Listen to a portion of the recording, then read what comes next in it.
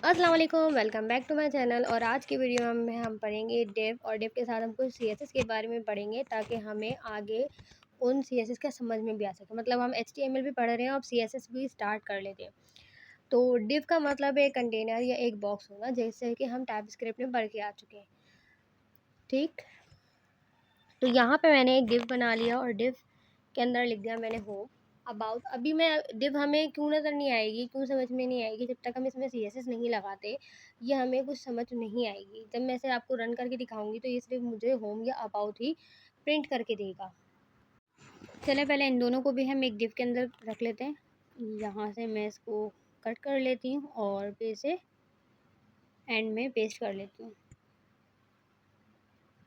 ठीक है, एक बॉक्स है, उस बॉक्स के अंदर दो बॉक्स हैं, एक होम का बॉक्स है, एक अबाउट का बॉक्स है। ये बॉक्स हमें नज़र नहीं आने वाले। इस डिव को मैंने नाम दे दिया, मतलब क्लास। आगे मैं आपको क्लास के भी बताऊंगी, आईडी का भी बताऊंगी। अभी सिर्फ हम डिव को देख रहे हैं। तो ज़रा इसकी इसे भी हम एक क्लास दे देते हैं। अभी तो फ़िलहाल मैं इसे होम ही दे रही हूँ, क्लास हम एक ही रखते हैं।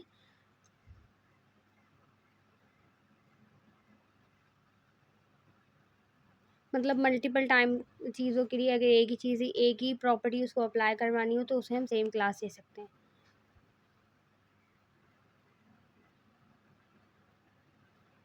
इसे मैं साइड कर देती हूँ, ये ज़रा रन हो जाए फिर आपको दिखेगा। ठीक है, अभी हमें कोई फ़र्क दिखा नहीं दिखा, बस ये होम दिख रहा है, अबाउट दिख रहा है। क्यों? जब तक हम इसकी स्टाइलिंग नहीं करते, सीएसएस नहीं करते, तो हमें इसका कोई फ़ायदा नहीं है। तो मैं अभी हेड के टैग में स्टाइल का टैग बना रही हूँ और ये मैं इंटरनल सीएसएस कर रही हूँ।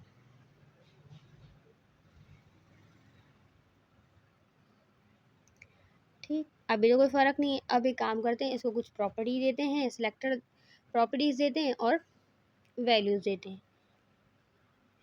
अच्छा, बॉर्डर दे देते हैं। अब यहाँ पे अभी तक कुछ भी नहीं दिखा है, मैं यहाँ पे 5 पिक्सल दे देती हूँ और सॉलिड रेड दे देती हूँ। देखिए, वहाँ पे आपको लाइव में दिखेगा। ये ज़रा प्रॉपर्टी सॉलिड की स्पेलिंग मिस्टेक है। देखें, दिख गया आपको? ये मेन था। एक बॉक्स है जिसके अंदर मज़ीद 2 बॉक्सेस हैं, तो ये मैंने अभी एक मेन बॉक्स के ऊपर कलर दिया है। ठीक, ये ज़्यादा हो रहा है तो एक काम करते हैं, 2 पिक्सल बहुत है वैसे। कलर भी दे सकते हैं। बहुत सारी प्रॉपर्टीज़ हैं, हम हाथ के जैसे जैसे पढ़ते रहेंगे आगे आगे मैं तमाम प्रॉपर्टीज़ को वन बाय वन फॉलो करेंगे, एक साथ पढ़ेंगे तो हम भी भूल जाएंगे। जब हमें नीड होगी तभी हम उस प्रॉपर्टी को पढ़ेंगे भी और समझेंगे भी। अब यहाँ पे मैंने बैकग्राउंड कलर दे दिया, आप कोई भी दे सकते हैं। अब एक काम करते हैं, एक पैराग्राफ लिख लेते हैं।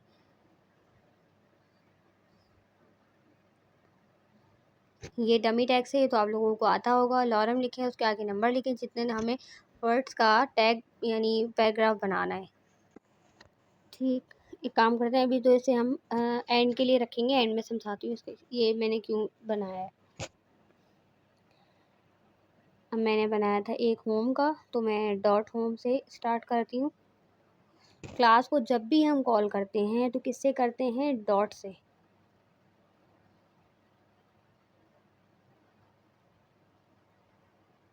अब मैंने इसको भी 2 पिक्सल सॉलिड दे दिया। अब मैं रेड नहीं दे रही, ब्लू दे रही हूँ, तो आपको दिख रहा होगा एक होम के ऊपर भी कंटेनर बना हुआ है। अब एक काम करते हैं, इसका भी ज़रा ना कलर चेंज कर लेते हैं।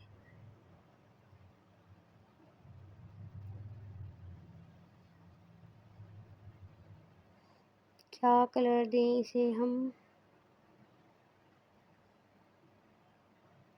चल, ये वाला कलर दे दिया। ठीक है,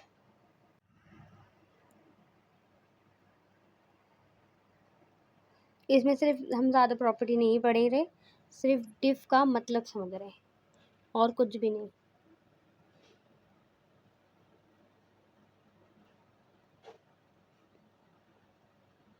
कर्ली ब्रैकेट, एंटर। अब हम यहाँ प्रॉपर्टी लिख देंगे दोबारा से। इसे भी हम एक कलर प्रॉपर्टी दे देते हैं, बैकग्राउंड कलर डायरेक्ट दे देते हैं, रेड दे के देखें, ब्लू, वाइट। अच्छा ये ना वो बैकग्राउंड से ज़्यादा मैच आ रहा है, चेक कर लेते हैं। तो ये जो अच्छा बैकग्राउंड कलर में हम बैकग्राउंड का कलर चेंज होगा। जब हम कलर प्रॉपर्टी सिर्फ कलर लिखते हैं तो जो हमारे वर्डिंग है उनका कलर चेंज होता है। अब मैंने तो एक मेन कंटेनर बनाया था, उसके अंदर 2 कंटेनर बनाए थे, मतलब 2 डिव बनाए थे। अच्छा मेन कंटेनर तो मेरा नज़र ही नहीं आ रहा, तो मैं ये जो पैराग्राफ लिखा था वो मैंने इसीलिए लिखा था ताकि आपको मेन पैराग्राफ मेरा नज़र आ जाए। अच्छा हम कलर जो है ना हाथ के हाथ ऐसे भी चेंज कर सकते हैं, देखिए दिख रहा है आपको? तो इस तरीके से आप कलर भी चेंज कर सकते हैं। इसे ज़रा कमेंट आउट कर लेते हैं हम वापस, ठीक है। तो अभी तो हमारा बैकग्राउंड का कलर वो थर्ड जो डिव था वो भी कलर सेम हो गया, थोड़ा सा चेंज करते हैं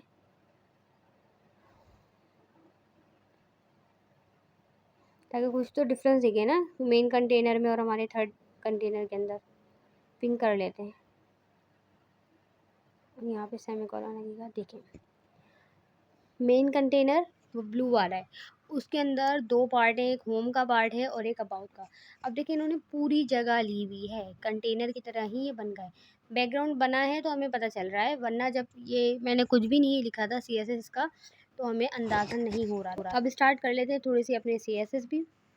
अच्छा यहाँ पे CSS स्टैंड फॉर सबको पता है, और CSS करता क्या है और CSS कितनी टाइप का होता है वो हम जिनको नहीं मालूम वो ज़रूर देख लें।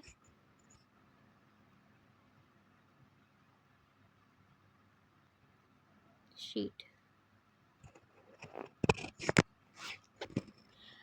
ये हमारे HTML को किस तरीके से यानी वेब पे अपलोड होके दिखेगा, कलरफुल, हाइट, विड्थ, वेट, सब कुछ जो है वो सारा काम किससे होता है हमारे पास CSS के ज़रिए होता है। HTML सिर्फ क्या करता है, बेसिक स्ट्रक्चर बनाता है, उसको डिज़ाइनिंग, उसको कलरिंग, उसको स्टाइलिंग कौन करता है, CSS करता है।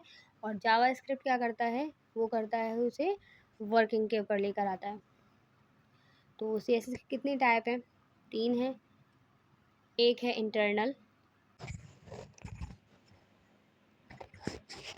इंटरनल जो है जो अभी थोड़ी देर पहले हमने पढ़ी थी डिव के लिए कि HTML के पेज में ही हम स्टाइल का टैग लगा दें तो वो हमारी इंटरनल है।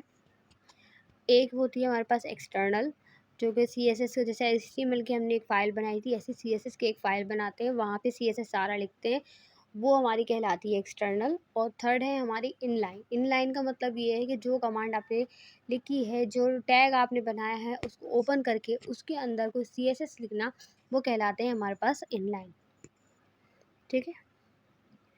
तो ज़रा इसी को देख लेते हैं, एक फ़ाइल बना लेंगे, चलें उसको बाद में बना। इंटरनल की सबसे अच्छी एग्जांपल मैं आपको दिखा चुकी हूँ। अब ये भी हमने डिव का पढ़ा है, और ये जो हमने स्टाइल का टैग बनाया था हेड के टैग के अंदर, ये हमारी इंटरनल CSS कहलाती है, सही है। ये हमारी सारी इंटरनल है। अब ज़रा इसे रिमूव करते हैं, और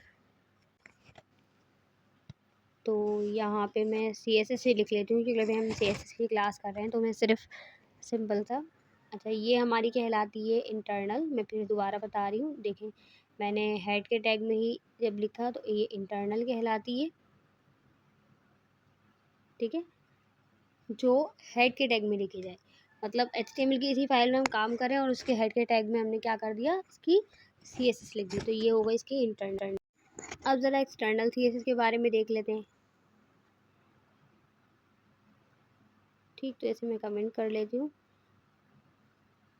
एक्सटर्नल CSS के लिए हम हेड के टैग में लिंक लिखते हैं, तो लिंक टाइप करते ही हमारे पास यहाँ पे आ गया रेफरेंस, रेफरेंस के बाद आ गया हमारे पास href के अंदर हम लिखते हैं style.css, या वो फाइल का नाम जो हमने CSS का रखा हो। तो फ़िलहाल अक्सर जो है style.css लिखा जाता है, तो आप भी वही लिख लें, स्टाइलिंग ही तो कर रहे हैं। तो यहाँ पे हम लिखते हैं style.css, जैसे HTML लिखा था वैसे हमने क्या लिखा, CSS। तो ये बन गई हमारे पास CSS की फ़ाइल, और ये कनेक्ट हो गई हमारी इस फाइल से, मतलब इस HTML से, सही। अब हम बात कर लेते हैं CSS के सिलेक्टर्स की। अब CSS सिलेक्टर्स में क्या होता है, जब कोई टैग हम उसमें कोई पूरे टैग पे काम कर रहे हैं और वो एक यूनिक टैग है और हम उस जैसा दूसरा टैग नहीं बनाएंगे, तो हम उसको डायरेक्ट ही लिखते हैं, कर्ली ब्रैकेट लगाते हैं और उसको सॉल्व कर देते हैं जब हम यूनिक टैग बना रहे होंगे। अब जैसे बॉडी है, एक यूनिक टैग है, तो मैंने उसे लिखा और कर्ली ब्रैकेट लगा के उसके अंदर उसकी मतलब स्टाइलिंग दे दी, बैकग्राउंड कलर दे दिया। ज़रा ही ओपन हो जाए। अभी सिर्फ मैंने बॉडी का टैग आपको डायरेक्ट कॉल करके दिखाया है। ठीक है, इसे बंद कर देते हैं, इसे भी हटा देते हैं। अब दूसरे सिलेक्टर्स क्या हैं? अभी हमने डिव भी सीख ली है। दूसरे सिलेक्टर्स होते हैं हमारे पास क्लास और आईडी। अच्छा, हमें ये क्लास की और आईडी की ज़रूरत क्या पड़ी? अब मैं यहाँ पे बहुत सारे H1 के टैग बना रही हूँ। अब यहाँ पे मैं चाहती हूँ कि जो मेरा हर H1 है ना, वो बहुत डिफरेंट दिखे। डिफरेंट कैसे दिखेगा भाई? ये तो एक ही H1 है। अगर मैं एक प्रॉपर्टी इसको लिखूँगी तो जितने भी मेरे पेज पे H1 होंगे उन सबको वही वाला बैकग्राउंड कलर मिल जाएगा। अभी से हम बैकग्राउंड कलर से चलते हैं। इसके लिए हमने क्रिएट की क्लास।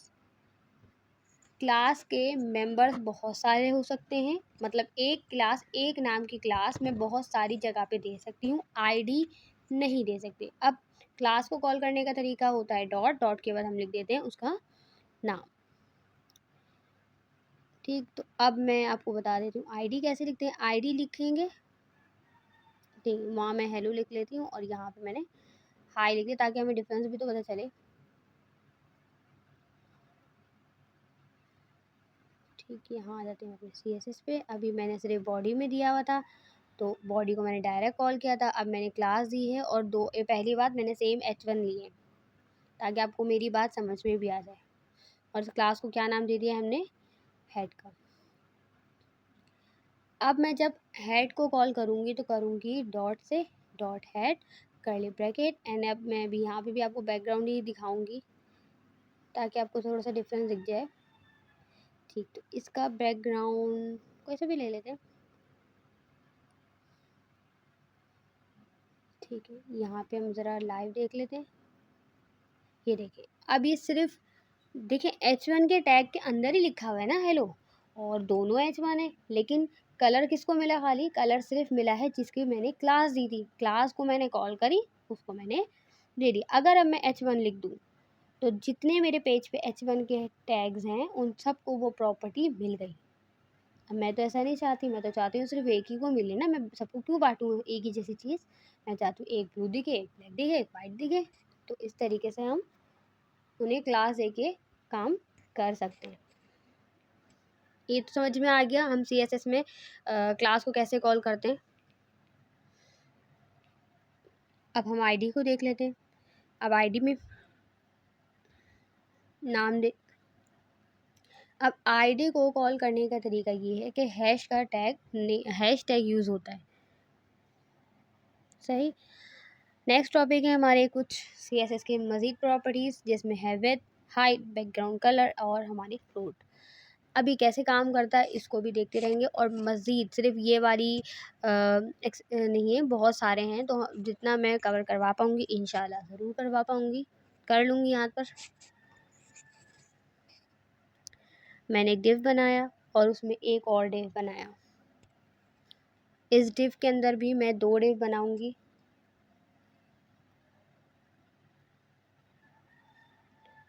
और सॉरी, ये ठीक है, एक और डिव। अच्छा, ये है हमारा पेरेंट डिव, मतलब मेन डिव, बड़ा डिव जो मेन बॉक्स है हमारा। तो इसे मैं कमेंट कर लेती हूँ, मेन डिव। अच्छा, इसे कमेंट, ओके, यही था होना था। कमेंट अगर पूरा किया तो सब जाएगा, मैं टाइपिंग करके कमेंट कर लेती हूँ। ठीक, ये हमारी मेन डिव है, ये हमारी पेरेंट डिव है और इसके साथ ये 2 डिव उस पेरेंट डिव के अंदर है। मेन डिव है जो पूरी बाउंड्री है, बाउंड्री के अंदर मैंने एक और बाउंड्री बनाई, उस बाउंड्री के अंदर भी मैंने 2 बाउंड्रीज बनाई है, मतलब 2 बॉक्स क्रिएट किए हैं। अब मैं इसी को कॉपी कर लेती हूँ और पेस्ट कर लेती हूँ, क्योंकि मुझे अभी 4 बॉक्सेस और, मतलब 2 बॉक्सेस और चाहिए। ठीक, तो यहीं से मैं उठाती हूँ, कॉपी करती हूँ, उसे पेस्ट कर लेती हूँ।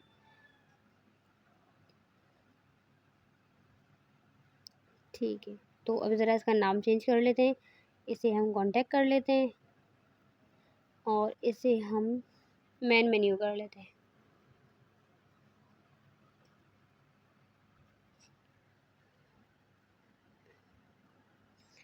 ठीक है, अब इसे हम देख भी लेते हैं। अभी हमें क्या दिखेगा, कुछ भी नहीं दिखेगा, चारों नाम एक साथ लिखे हुए मिलेंगे आपको सीक्वेंस वाइज। ठीक है, मिल गए। अभी इसमें कोई फ़र्क नहीं दिख रहा, कुछ भी नहीं दिख रहा। क्यों नहीं दिख रहा? हमने इसकी अभी स्टाइलिंग ही नहीं करी, इसकी हमने CSS ही नहीं करी। अब CSS करने के लिए हमें इन सब डिव को नाम देना पड़ेगा, तो हम स्टार्ट कर लेते हैं। पहले तो हम अपने पेरेंट डिव को नाम देंगे। ठीक, इसे मैंने नाम दे दिया मेन, क्योंकि मेन डिव है हमारी। और आपको मालूम है हम क्लास को कैसे कॉल करते हैं, डॉट लिखे हैं, डॉट लिखे जो क्लास में वैल्यू दी थी उसे लिख देते हैं, जिससे मेन। अब मैं इसे विड्थ दे देती हूँ 500 पिक्सल, मतलब ये जो बॉक्स है वो कितना बड़ा होगा, 500 पिक्सल चौड़ा। अभी सिर्फ चौड़ान की बात हो रही है, हाइट की बात नहीं हो रही। अभी हमें कुछ भी नहीं दिख रहा, क्यों नहीं दिख रहा, वो वक्त आने भी दिखेगा तब इंशाल्लाह। अब यहाँ हम इसे हाइट दे देते हैं और इसे हाइट भी मैं अभी 500 पिक्सल ही दे रही हूँ। और अब देखिएगा, ये देखिएगा। अब मैं इसे देती हूँ बैकग्राउंड कलर, बैकग्राउंड क्या दूँ, ब्राउन दे देती हूँ। चले, अब देखें, ये आपको दिख रहा है, ये 500 ही इसकी विड्थ है और 500 इसकी हाइट है। ये अगर मैं ये स्क्रॉल करूँगी तो ये आपको आराम से दिखेगा। तो अभी हमने सिर्फ इतना किया है कि इसे हाइट और विड्थ दे दी है। अपने वापस मेन टैग पेज पे आ जाते हैं और इसे हम लाइव सर्वर पे ओपन कर लेते हैं, ताकि वहाँ भी आपको दिख जाए। जब तक ये ओपन होगा तब तक हम आगे मज़ीद काम करते रहेंगे। अच्छा, अब मैंने पेरेंट डिव को भी नाम दे दिया है P1 करके। क्या होगा, .P1।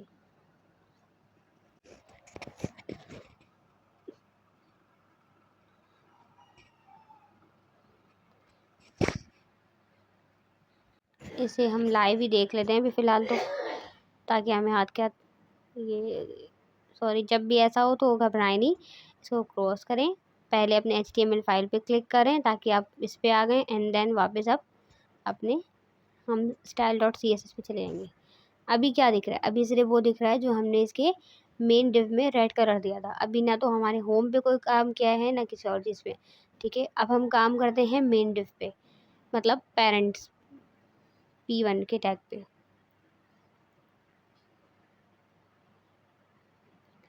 ठीक, अब मैं इसे प्रॉपर्टीज़ देती जाती हूँ। पहले मैं इसे विड्थ दे देती हूँ, विड्थ मेरी सेम रहेगी जितनी मेरे मेन डिव की थी, तो वो 500 है तो मैं इसे भी 500 ही दे देती हूँ। और मैं चाह रही हूँ कि जो इसकी हाइट है ना, वो ये जो मेरा टोटल मेन है ये 2 पार्ट में डिवाइड हो जाए, तो मैं इसकी हाइट दे देती हूँ 250। तो आपको वहाँ देखें हाथ क्या डिफरेंस दिख रहा है। तो ये क्या हो गए, हाफ में हो गए। 2 पेरेंट्स है तो 1 पेरेंट ऊपर चला गया, 1 पेरेंट के पास 2 चीज़ें थी वो ऊपर हो गई, और 1 के पास 2 चीज़ें थी वो नीचे की तरफ आ गए। अब इसे बैकग्राउंड कलर दे देते हैं। अभी तो वैसे भी गोला कंडा बनाने वाले हैं तो टेंशन नहीं लो। तो यहाँ से हमें दिख रहा है वो पेरेंट 1 है जिसके 2 डिव हैं, मतलब 2 हैं, और नीचे वाले पेरेंट 2 है, मतलब P2। मैंने नाम भी वैसे P1 P2 रखे हैं ताकि आप लोगों को आसानी हो। ठीक, इसको कॉपी करते हैं और यही प्रॉपर्टी मैं P2 को दे देती हूँ।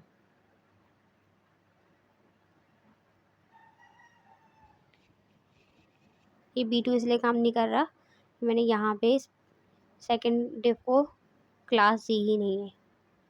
अब मैं इसे दे देती हूँ P2।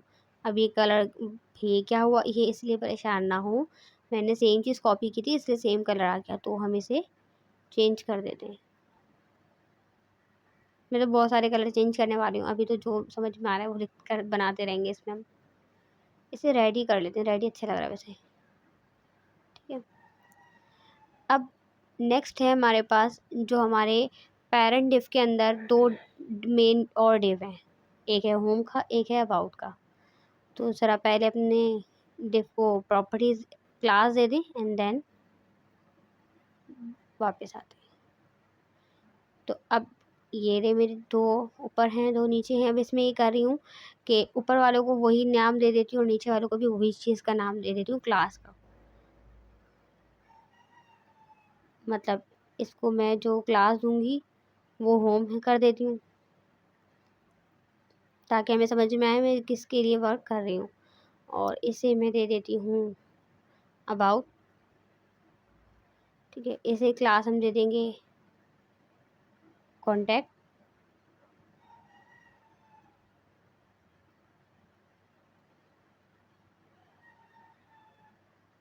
और इसे हम दे देंगे मेन मेन्यू, एम कैपिटल कर देते हैं इसका,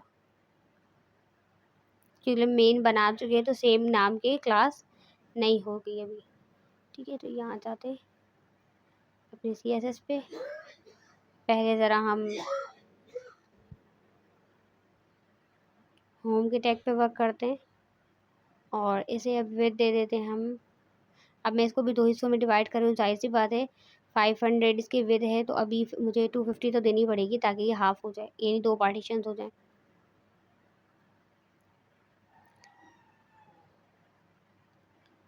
ये हो गए 200 पिक्सल। अब इसकी हाइट आ गई, हाइट अभी वही रहेगी इसकी 250।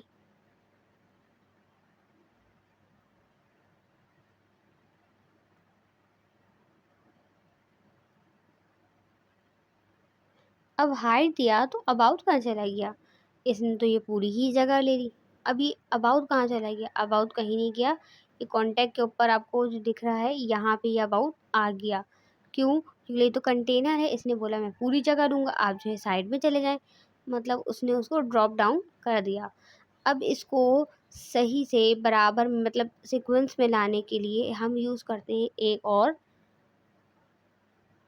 पहले ज़रा बैकग्राउंड कलर डाल देते हैं इसमें ताकि आपको ग्रे कर देते हैं। देखिए ये ग्रे बन तो गया लेकिन पूरा ही बॉक्स ये कवर कर रहा है। आपने जब मैंने स्टार्ट में बनाई थी कि एक लाइन में एक ही चीज़ आती है एंड सेकंड लाइन पे चली जाती है वो, जैसे होम अबाउट कैसे आ रहे थे, एक एक लाइन में आ रहे थे। इसी तरीके से जब हम इसे प्रॉपर्टी दी तो होम आ गया, उसने अबाउट को नीचे कर दिया। अब हम फ्लॉट का वर्ड यूज़ करते हैं, अब फ्लॉट लेफ़्ट करेंगे तो होम लेफ़्ट पे शिफ्ट हो जाएगा और उतनी ही स्पेस लेगा जितनी से चाहिए। फिर जो बाकी स्पेस बचेगी वो सेकंड वाला उसके पास आके पेस्ट हो जाएगा। अब इसी चीज़ को हम कॉपी कर लेते हैं और यहाँ पे मैं इसे नाम दे देती हूँ अबाउट का और उसका बैकग्राउंड का कलर चेंज कर लेते हैं। अभी ग्रे हो गया ये तो, क्यों सेम मैंने दिया हुआ था प्रॉपर्टी, ठीक है।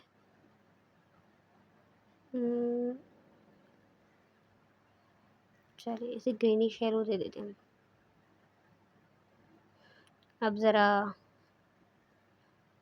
हम इसे कॉन्टैक्ट और मेन मेन्यू को भी दे देते हैं यही प्रॉपर्टीज़, ताकि हमारे चारों बॉक्स अलग अलग हमें नज़र आने चाहिए।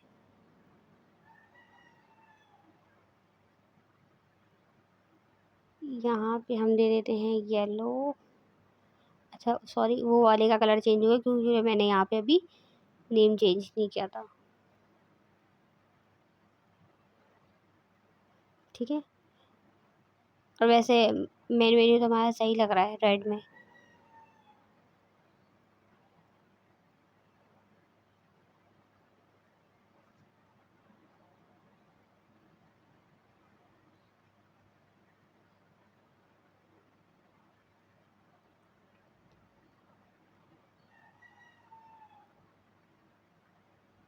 ठीक है, तो ये भी सिर्फ हमने बैकग्राउंड कलर दिए, हाइट वेट दे दी।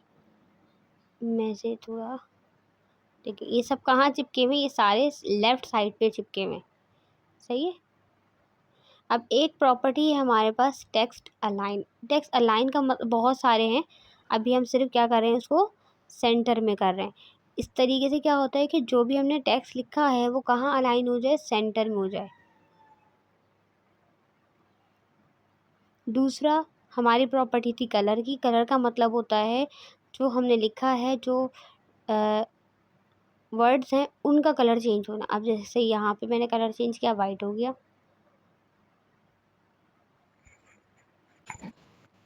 ये जो है ना कॉन्टैक्ट थोड़ा नज़र नहीं आ रहा है, इसका चेंज कर देते हैं हम कलर। बाकी सब पे तो मैंने वही वाली चीज़ को कॉपी पेस्ट किया है।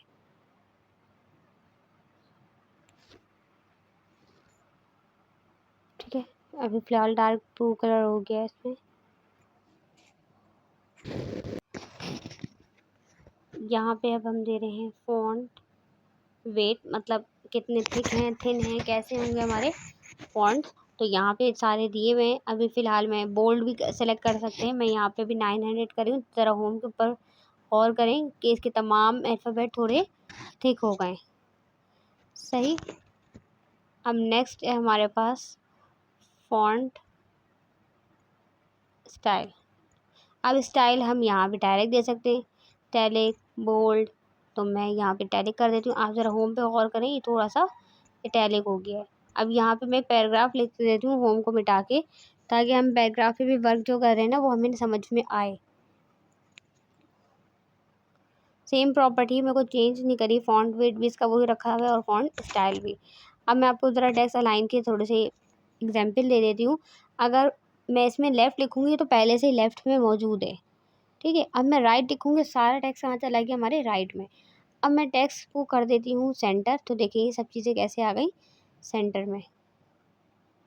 अब अगर मैं चाहूँ तो टेक्स्ट को मैं कर दूँ जस्टिफाई। जस्टिफाई का मतलब होता है कि ना ही तो ये सब चीज़ें ना स्टार्ट और एंड से चिपकी हुई हो। अब ज़रा देखें कैसा अजीब ही लग रहा है, चाहे वो स्पेलिंग आधी कट के नीचे चली जाए, लेकिन इसी तरीके से बिल्कुल फिक्स हो, फुल हुआ हो। तो जस्टिफाई का समझ में आ गया होगा। अभी हम फिलहाल इसे सेंटर ही लिख लेते हैं। ठीक है, बाकी प्रॉपर्टीज हम बाकी वाले डिफ के ऊपर अप्लाई करते हैं, ताकि थोड़ा सा हमें डिफरेंस भी दिख जाए। मैं अबाउट के ऊपर अब, अच्छा डेकोरेशन अभी नहीं समझा रही, तो मैं ये वैसे गलत हो गया, इसे हम बाद में देखते हैं, इसके मिटा देते हैं पहले। अब देखिए जैसे मैंने ट्रांसफॉर्मेशन लिखा, ट्रांसफॉर्म लिखा, ट्रांसफॉर्म का मतलब है ट्रांसफॉर्मेशन करना। अब यहाँ पे देखिए कैपिटल लिखा, तो डायरेक्ट अबाउट का जो ए है वो कैपिटल हो गया। बाकी सब चीज़ें देखें वही है। अब ज़रा मेन मेन्यू पे वर्क कर लेते हैं थोड़ा सा, इसे भी थोड़ा चेंज करते हैं। अब हम टेक्स्ट डेकोरेशन को देख लेते हैं। टेक्स्ट डेकोरेशन है क्या, टेक्स्ट के नीचे जो अंडरलाइन, डॉट्स, लाइन, बहुत सारी चीज़ें आ जाएँ, तो बहुत सारे देखें आपको दिख रहे होंगे, डॉटेड लाइन है। अब मैंने यहाँ डॉटेड लिख दिया, मुझे नज़र आ रही, फ़िलहाल आपको नज़र नहीं आएंगी, तो इसको चेंज कर देते हैं। इसे हम अंडरलाइन में कन्वर्ट कर लें ताकि नज़र भी आ जाए। डॉट्स जो है ना छोटे छोटे से हैं, दिख रहे हैं मुझे, लेकिन यहाँ पे जूम नहीं होगी, ये लाइव सर्वर पे जूम हो जाती है। ठीक है, अभी फ़िलहाल आपको अंडरलाइन तो दिख रही होगी। तो यहाँ पे आप देख लें टेक्स्ट डेकोरेशंस में, जैसा नाम है वैसे ही काम है इसका। अच्छा, अब अगर मैं चाहती हूँ कि जो मेरे लिखे हुए अल्फ़ाबेट्स हैं उनमें गैप आ जाए, वर्ड्स में गैप आए, तो उसमें मुझे कितनी स्पेसिंग चाहिए हर वर्ड के बाद, तो वो भी हम खुद से सेलेक्ट कर सकते हैं। अब वो कैसे कर सकते हैं आगे देख लेते हैं। वर्ड स्पेसिंग में जैसे ही मैं नंबर दूंगी, यहाँ पे मैं अगर 10 पिक्सल दे दूँ, तो आपको ज़रा मेन और मेन्यू के सेंटर में देखें स्पेस दिख रहा होगा। ठीक, अगर मैं इसे 20 कर दूँ तो इसमें क्या डिफरेंस आएगा वो भी देख लें ज़रा आप। 2 में तो कुछ नहीं है, 20 में देखें कितना ज़्यादा गैप हो गया है। इसी तरीके से हम अगर लेटर्स के अंदर कोई ऐसा टेक्स्ट लिख रहे हैं जिसमें हमें बहुत ज़्यादा गैप चाहिए या बड़ा स्टाइलिश सा बनाना है, तो उसमें हम लिखते हैं, जैसे इसमें है वर्ड स्पेसिंग, उसमें होगा लेटर स्पेसिंग। आप ज़रा आप मेन मेन्यू पे नज़रें रखें, ये जैसे ही मैं से 20 पिक्सल दूँगी, ज़रा देखें कितना गैप हो गया। तो यहाँ तक के लिए आज की हमारी कंप्लीट हुई class. Thank you for watching. अल्लाह हाफिज़, और सब्सक्राइब करना मत भूलिएगा। अल्लाह हाफिज़।